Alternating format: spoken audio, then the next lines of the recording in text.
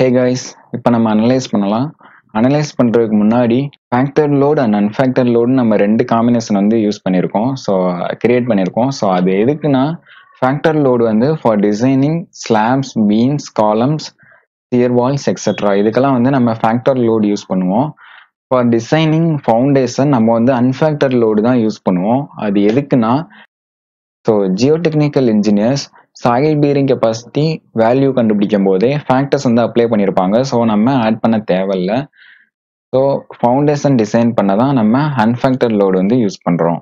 So இப்போ analyse பண்ணலாம்.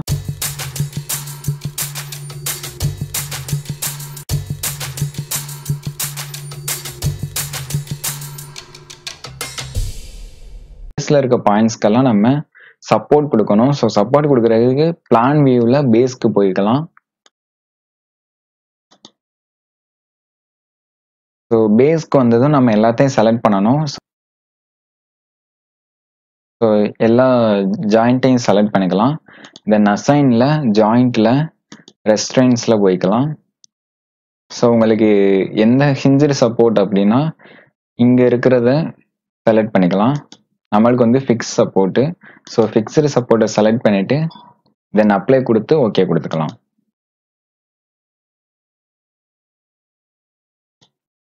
So நம்ம ஜாயிண்ட் வந்து ஃபிக்ஸ் பண்ணியாச்சு. இப்போ வந்து நம்ம அனலைஸ் பண்ணலாம். ஸோ அனலைஸ் பண்ணுறதுக்கு அனலைஸில் ரன் அனாலிசிஸ் அப்படின்னு கொடுக்கலாம். ஆர் இங்கே ப்ளே பட்டன் இருக்கும். ஸோ அதை கிளிக் பண்ணிங்கனாலே போதும். ஸோ அனாலிசிஸ் முடிஞ்சதும் 3D வியூவில் டிஸ்பிளேஸ் ஆகிருக்கிறத நம்மளால் பார்க்க முடியும். ஸோ அதில் ஒவ்வொரு பாயிண்ட் மேலேயும் நீங்கள் கொண்டு போய் வச்சிங்கன்னா அந்த இடத்துல இருக்கிற வேல்யூஸ் எல்லாமே சொல்லும். அங்கே இருக்க டிஸ்பிளேஸ்மெண்ட் வேல்யூ எல்லாம் சொல்லும். ஸோ இப்போ நம்ம எலவேஷன் வியூவில் செக் பண்ணிக்கலாம். ஸோ எலவேஷன் வியூவில் கிளிக் பண்ணிவிட்டு இங்கே ஷோ டிஃபார்ம்டு ஷேப் அப்படின்னு சொல்லி ஒரு ஆப்ஷன் இருக்கும். ஸோ அதை கிளிக் பண்ணிக்கலாம். ஸோ அதை கிளிக் பண்ணதும் இங்கக்குள்ளே நம்மளுக்கு லோட் காம்பினேஷன் அதையும் நம்ம யூஸ் பண்ணிக்கலாம். இங்கே லோட் கேஸையும் யூஸ் பண்ணிக்கலாம். ஸோ இதில் நம்ம டெட் லோடை யூஸ் பண்ணி பார்ப்போம். ஸோ டெட் லோடை கொடுத்துட்டு இங்கே அப்ளை கொடுத்தீங்கன்னா இங்கே டிஸ்பிளேஸ்மெண்ட் வேல்யூ எல்லாம் காமிக்கும். ஸோ டிஸ்பிளேஸ்மெண்ட் வேல்யூ டாப்ல இருந்து பாட்டமில் ரெடியூஸ் ஆகிட்டே இருக்கும்.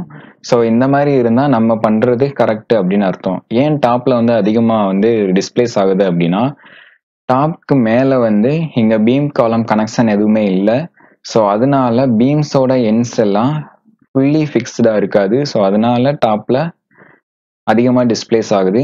ஸோ கீழே வர வர பீம்ஸோட ஃபிக்சிடிட்டி அதிகமாகும். ஸோ அதனால டிஸ்பிளேஸ்மெண்ட் குறைஞ்சிட்டே வரும். ஸோ இப்படி இந்த பேட்டர்னில் இருந்துச்சுன்னா நம்ம பண்ணது கரெக்ட் அப்படின்னு அர்த்தம். இப்போ லைவ் லோடு எடுத்துக்கலாம். லைவ் லோடு டெட் லோடை விட லைவ் லோடுக்கு டிஸ்பிளேஸ்மெண்ட் வந்து கொஞ்சம் கம்மியாக இருக்கும். ஸோ அதை செக் பண்ணிக்கலாம். ஸோ கம்மியாக இருக்குது. ஸோ நம்ம பண்ணது கரெக்டு தான். இதே மாதிரி நம்ம எர்த்குவேக் லோடு அண்ட் விண்ட் லோடுக்கு செக் பண்ணிக்கலாம். ஸோ நம்ம 3D வியூவில் செக் பண்ணி பார்த்துக்கலாம். ஸோ 3D வியூவில் கிளிக் பண்ணிவிட்டு ரைட் சைடு வந்து பெண்ட் ஆகிருக்கு. ஸோ இதை நம்ம பிளான் வியூலையும் செக் பண்ணிக்கலாம். ஸோ பிளான் வியூவில் கிளிக் பண்ணிவிட்டு எர்த்குவேக் எக்ஸ் டைரக்ஷனுக்கு அப்ளை கொடுத்தோம்னா ஸோ இப்போ அப்ளை ஆயிடுச்சு. ஸோ பேஸில் ஒன்றுமே பெண்ட் ஆகிருக்காது. ஸ்டோரி 1ல் ஸ்லைட்டாக பெண்ட் ஆகிருக்கும். ஸ்டோரி 2ல் நல்லா டீவியேட் ஆகிருக்கும். ஸ்டோரி 3ல் நல்லா டீவியேட் ஆகிருக்கும். ஸோ இந்த மாதிரி பேஸில் இருந்து மேலே போகிறப்ப இந்த மாதிரி டிஸ்பிளேஸ்மெண்ட் வந்து அதிகமாக இருந்துச்சுன்னா ஸோ நம்ம பண்ணதெல்லாம் கரெக்டு அப்படின்னு அர்த்தம். ஸோ அதே மாதிரி எக்ஸ் ஒய் டைரக்ஷனுக்கும் நம்ம பார்த்துக்கலாம். ஸோ ஒய் டைரக்ஷனுக்கு கரெக்டாக பெண்ட் ஆகிருக்கு. ஸோ அதே மாதிரி விண்ட் எக்ஸ் டைரக்ஷனுக்கும் செக் பண்ணிக்கலாம்.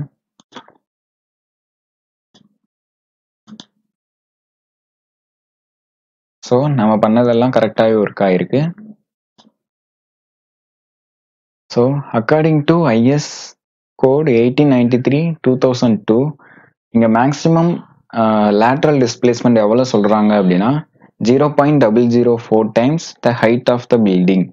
ஸோ நம்ம மேக்ஸிமம் டிஸ்பிளேஸ்மெண்ட் எவ்வளோ அப்படின்றத ஃபஸ்ட்டு கேல்குலேட் பண்ணலாம்.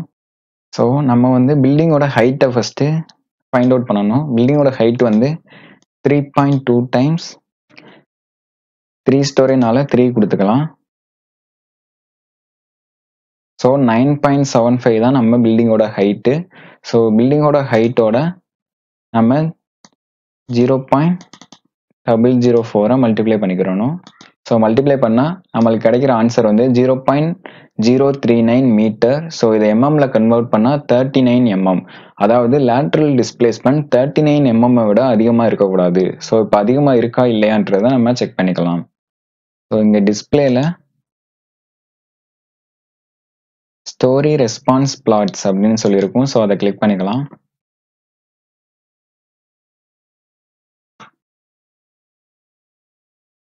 ஸோ இங்கே பார்த்தீங்கன்னா தெரியும், நம்ம வந்து லோட் காம்போவை நம்ம வந்து செலக்ட் பண்ணிக்கலாம்.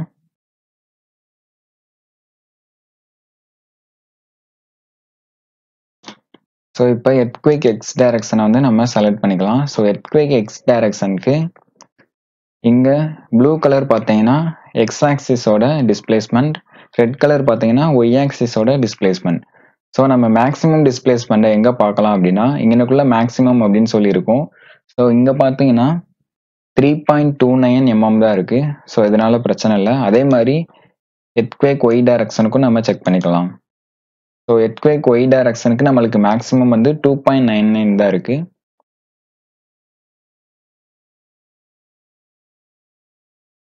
ஸோ விண்ட் எக்ஸ் டைரக்ஷனுக்கு நம்மளுக்கு 10 mm தான் இருக்கு. ஸோ 39 இது கம்மி தான். ஸோ விண்ட் ஒய் டைரக்ஷனுக்கு 8 mm இருக்கு. ஸோ இதுவும் எல்லா லேட்ரல் டிஸ்பிளேஸ்மெண்ட் வேல்யூவும் 39 mm விட கம்மியாக தான் இருக்கு. ஸோ அதனால நம்மளுக்கு எந்த பிரச்சனையும் இல்லை. ஸோ இதை க்ளோஸ் பண்ணிக்கலாம்.